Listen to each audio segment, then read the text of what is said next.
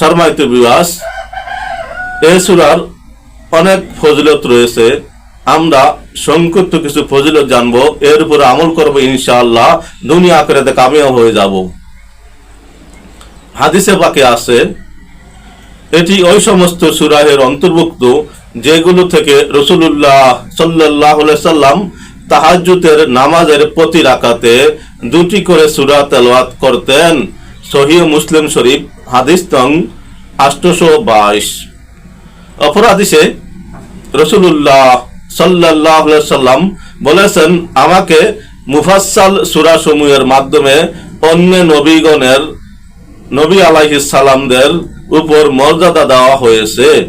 আর সূরা জিন মুফাসসাল সূরা সমূহের অন্তর্ভুক্ত। মুসনাদে আহমদ হাদিস নং 16982।